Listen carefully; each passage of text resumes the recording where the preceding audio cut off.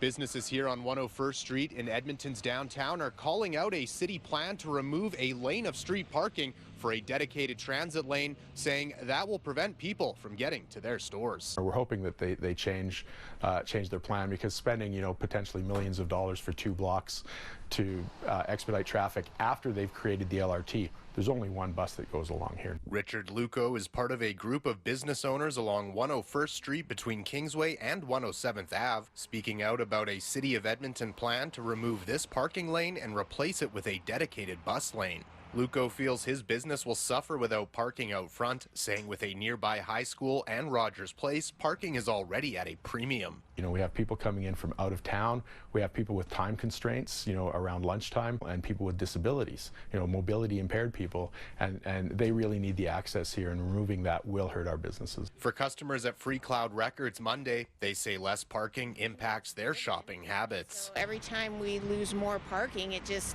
means that people don't want to go out of their way to stop in at the business. It drastically affects small business.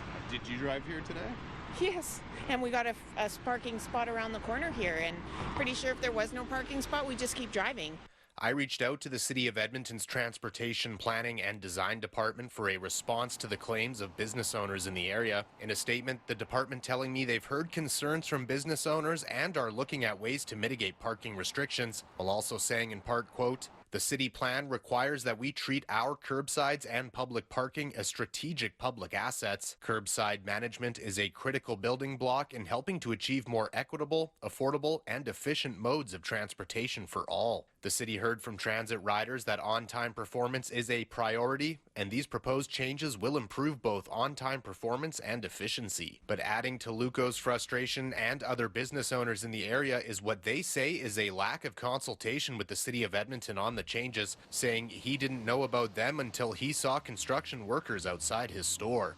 When we consulted with the city about what was going on, they got in touch with us and essentially apologized for failing to include us in the public consultation for this. The City of Edmonton also saying in response to business owner concerns, they will be looking at ways to minimize parking disruption in areas where it's limited. Reporting from Edmonton, Darcy Ropchan, City News.